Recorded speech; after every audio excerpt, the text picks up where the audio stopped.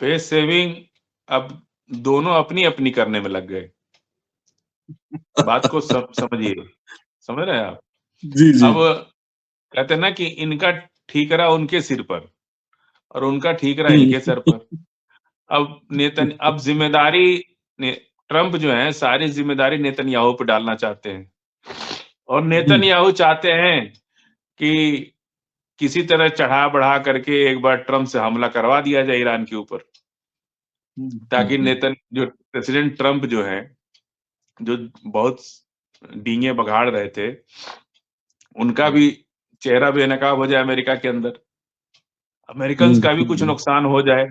Israel को तो हो ही गया है जो होना था, अब ये अमेरिकन का भी नुकसान हो जाए, इसके लिए नेतन्याहू साजिश और षड्यंत्र और चढ़ाने की पॉलिटिक्स कर रहे हैं, उकसावे की। मतलब होता है ना कि हमारे यहाँ उत्तर प्रदेश में कहते हैं चन्ना के झाड़ पे चढ़ा दो इसको, चने के घेर पे चढ़ा दो इसको। चना का पौधा होता ही कितना बड़ा है, और उस पर भी कह दो कि तुम ऊपर चढ़ जाओ इसके। तो वही हाल है। और क्या नाम है, नेतन्याहू यही चाह रहे हैं कि किसी तरह से ट्रंप एक बार हमला कर दे, अमेरिका और ईरान आपस में लड़ जाए, उसके बीच से हम अपने को किनारे कर लेंगे, और इजराइल के लोग भी कुछ दिन युद्ध चलेगा, उसमें चुपचाप हमको आराम से जगह बना जाएगी, हम चुपचाप हो जाएंगे। लेकिन प्रेसिडेंट ट्रंप इस बात को समझ चुके हैं कि नेतन्याहू हमको उकसा करके ईरान और अमेरिका के बीच में युद्ध कराना चाह रहा है। यही वजह है कि प्रेसिडेंट ट्रंप अब चीजों को बैक कर रहे हैं। अभी उन्होंने कह दिया कि हम यूरेनियम इन्वेस्टमेंट पर कोई दबाव नहीं बनाएंगे, ईरान जितना चाहे अपना यूरेनियम इन्वेस्ट करे, कोई दिक्कत नहीं है। दूसरी बात, मिसाइल पर तो 2-3 दिन पहले से ही बात हो गई थी। अभी आपने एक खबर बताई कि नेवी का जहाज आपस में लड़ गया। जानते हैं कौन नेवी है ये कौन नेवी है जानते हैं आप? दुनिया के सबसे बड़ी ताकतवर नेवी। नहीं, इसको अमेरिका के नेवी मत कहिए, इसको कहिए कि दुनिया का सबसे ताकतवर नेवी। जहाज कंट्रोल नहीं हो रहा है, आपस में लड़ जा रहा है। ये क्या है जानते हैं? ये दिल में बैठी दहशत है, जो उसको ऑपरेट कर रहे हैं, वो इतने डरे हुए हैं कि वो सही से डिसीजन नहीं ले पा रहे हैं, और उनका फेल्योर हो जा रहा है। और उससे भी बड़ी बात हम ये कह सकते हैं कि अल्लाह की लाठी में आवाज नहीं होती। ये खुदा का कहर है, ये खुदा का कहर है। आप बेबस मजलूम बेसहारा लोगों की हत्या कर रहे हैं, चाहे ईरान में हो चाहे फिलिस्तीन में हो, तो अल्लाह ताला भी देख रहे ना ऊपर से बैठ करके, वो छोड़ेगी इनको? आप सोचिए, आप ये मत कहिए कि अमेरिका का नेवी, नहीं, दुनिया का सबसे ताकतवर नेवी आपस में 2 जहाज लड़ गए। जी। आप सोचिए कि इतने एक्सपर्ट उसके अंदर लोग हैं, कि इतने एक्सपर्ट हैं कि बिना युद्ध के आपस में लड़ जा रहे हैं। क्या होगा उसके बाद जब युद्ध का शंखनाद हो जाएगा, तब क्या होगा? इतने डरे हुए हैं अंदर से ये लोग कि वो सोच रहे हैं कि जल्दी से कुछ इशारा हो और हम अमेरिका भाग जाएं। बेवजह किसी बड़े लोगों के झगड़े में बेचारे सैनिक मारे जाते हैं, मिडिल क्लास फैमिली के बच्चे होते हैं वो, चाहे हो अमेरिकन या हो ईरानी या हो फिलिस्तीनी या हो इजरायली। मैं सेना के प्रति बहुत सहानुभूति रखता हूँ, क्योंकि मैंने बहुत करीब से देखा है कि सेना में किस परिवार के बच्चे जाते हैं। कोई अमीर परिवार के बच्चे सेना में नहीं जाते, हमेशा मध्यम परिवार, गरीब परिवार, छोटा परिवार, इवन अफसर तक भी कोई अमीर परिवार का बच्चा अफसर बनने नहीं जाता। जबकि ऑफिसर के लिए बड़ी बड़ी मतलब आर्मी के अंदर ऑफिसर्स ग्रेड को बड़ी मतलब आजादी है, बहुत रिहाइश उनकी अच्छी होती है, जिंदगी बहुत अच्छी होती है। लेकिन उसके लिए भी कोई अच्छे बड़े खानदान या बड़े परिवार के लोग, खानदान के लोग तो जाते हैं, पर जो मतलब कैपिटलिस्ट के परिवार का या बिजनेस फैमिली के लोग नहीं जाते उसके अंदर। तो मैं किसी दुनिया के किसी भी आर्मी के प्रति मैं बहुत सहानुभूति रखता हूँ, क्योंकि मुझे पता है कि वो न तो देश का भला न जनता का भला, और किसी नेता के अपना अहंकार में ले आकर के उसको ठेल दिया कि जाओ तुम लड़ो और मरो।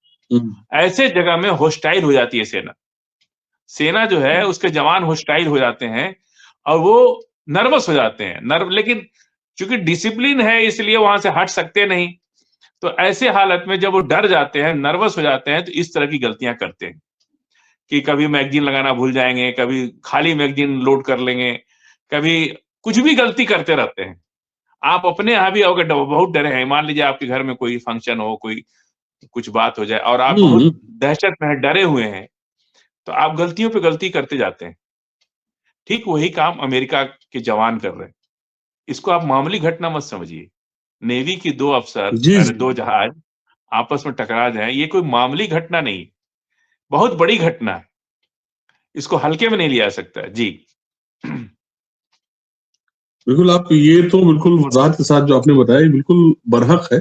और जो आपने वर्ड यूज़ किया है कि दुनिया की सबसे अज़ीम तरीन नेवी कहलाती है अपने आप में, बहुत ताकतवर लोग थे और वहाँ पे ऐसी मतलब प्रॉब्लम्स आ रही, इसका मतलब ये है कि कहीं न कहीं हाथ-पैर फूले हुए।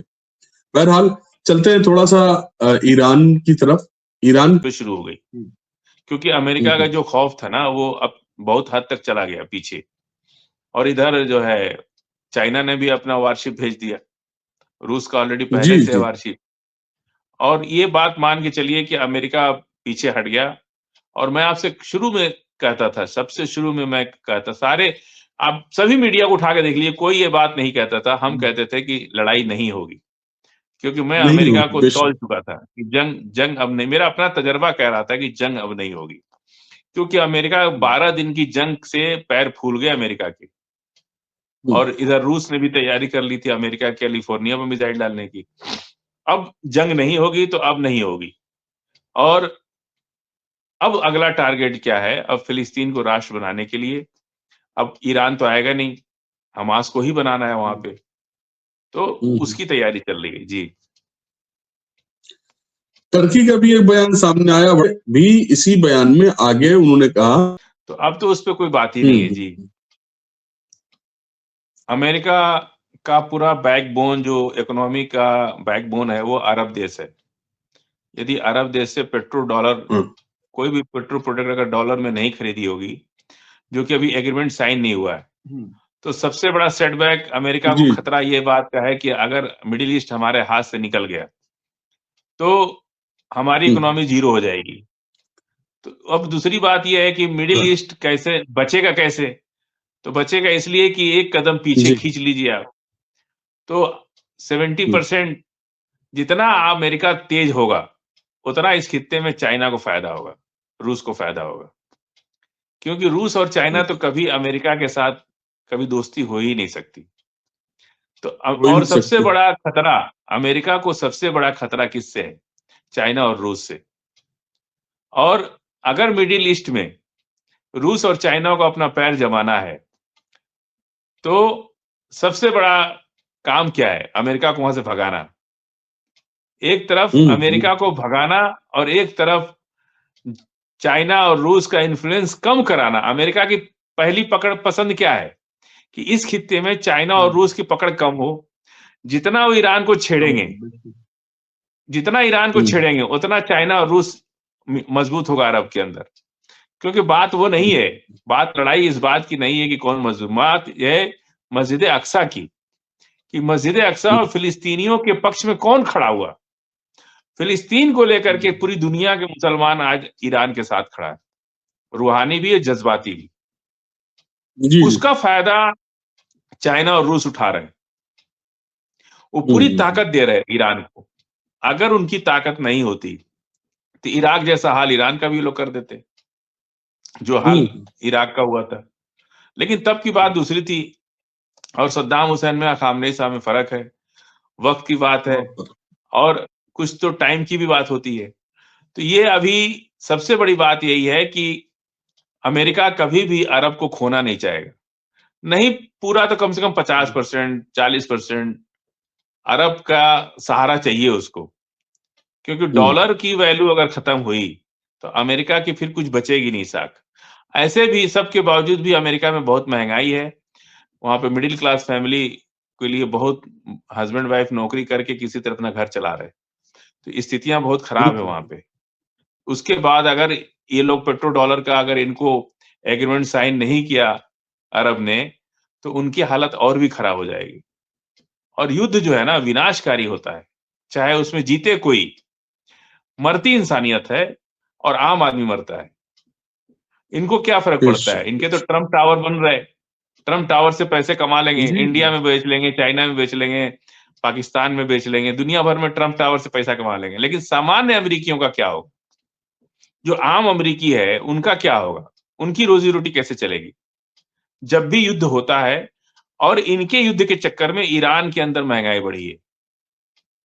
इसलिए जी, अवाम कितना साथ है आयतुल्लाह अली ख़ामनेई साहब के साथ ईरान की अवाम किस तरह से साथ खड़ी है, ये देखिए आप।